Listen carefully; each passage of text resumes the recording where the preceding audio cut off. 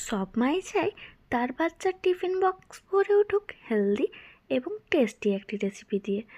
তো আপনাদের কথা মাথায় রেখে আমি পুনাম আনায়াস ফ্যামিলির পক্ষ থেকে নিয়ে এসে গেছি ইজি, হেলদি এবং টেস্টি একটি ব্রেকফাস্টের বা টিফিন রেসিপি নিয়ে। তো আর দেরি না করে আপনারাও ঝটপট বানিয়ে ফেলুন এই রেসিপিটি। তো আমি এখানে নিয়ে নিয়েছিলাম গাজর গ্রেট করে, আর নিয়ে নিয়েছিলাম ক্যাপসিকামটা কুচি করে নিয়েছি, আর নিয়ে নিয়েছি কারি পাতা। তো এখানে আমি কড়াতে তেল গরম করতে দিয়ে দিয়েছিলাম, আর দিয়ে দিয়েছি সামান্য পরিমাণে জিরে ফোড়ন দিয়ে কারি পাতাগুলো দিয়ে দিয়েছি ক্যাপসিকাম কুচিটা। আর ক্যাপসিকাম কুচিটা দেওয়ার পর আমি দিয়ে দেবো এরপর গ্রেট করে রাখা গাজর। তো আমার বাড়িতে এই সবজিগুলোই অ্যাভেলেবেল ছিল বলে আমি এই সবজিগুলোই দিয়েছি, আপনারা চাইলে যে কোনো সবজি দিতে পারেন। তো এই সবজিগুলো ভালোভাবে ভেজে নেব। তো এভাবে সবজিগুলো যতক্ষণে ভাজা হচ্ছে ততক্ষণে চলুন আপনাদের সাথে একটু গল্প করে নিই। আপনারা কি কোন জায়গা থেকে ভিডিওটি দেখছেন অবশ্যই কিন্তু কমেন্টে জানাবেন। আর আপনারা সবাই কেমন আছেন? আশা করি ঈশ্বরের আশীর্বাদে খুব ভালো আছেন ও সুস্থ আছেন, আর আমিও খুব ভালো আছি ও সুস্থ আছি। আর এইদিকে দেখতে পাচ্ছেন আমাদের সবজিগুলো প্রায় ভাজা হয়ে এসেছে।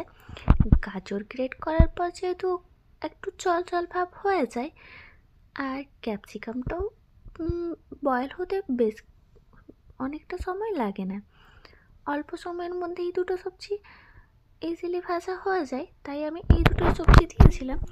তো আমার প্রায় সবজিগুলো ভাজা হয়ে এসেছে। তো আমি আরেকটু ভালোভাবে নাড়াচাড়া করে নিই, আর একটু লো ফ্লেমে ছেড়ে দিই পুরো শুকনো হওয়ার জন্য। তো এখানে দেখতে পাচ্ছেন আমার পুরো ড্রাই হয়ে গেছে সবজিগুলো। এরপর আমি ওদিকে প্যান বসিয়ে দিয়েছিলাম ব্রেডগুলো ভেজে নেওয়ার জন্য। তো ব্রেডগুলো আমি সামান্য পরিমাণে বাটার দিয়ে ভেজে নিচ্ছি।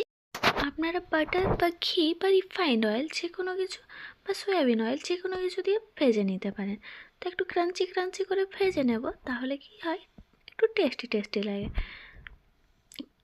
তো এভাবে এপাশ ওপাশ ভালোভাবে ক্রাঞ্চি করে ভেজে নিচ্ছি।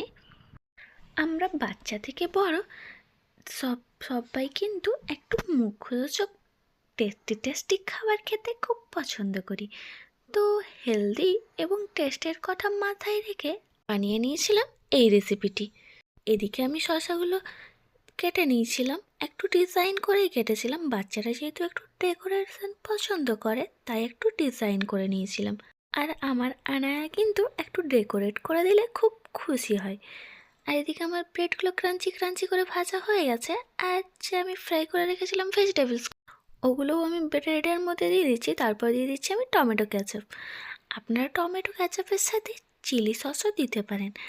তো আনায়া যেহেতু ঝাল খেতে পারে না, আর আপনারা যদি ছোটো বাচ্চাদের টিফিন বক্সে দেন এই রেসিপিটি, তাহলে কিন্তু চিলি সসটা অ্যাভয়েড করবেন। তো চিলি সস তো টমেটো ক্যাচাপ দেওয়ার পর আমি শসাগুলো দিয়ে দিয়েছি।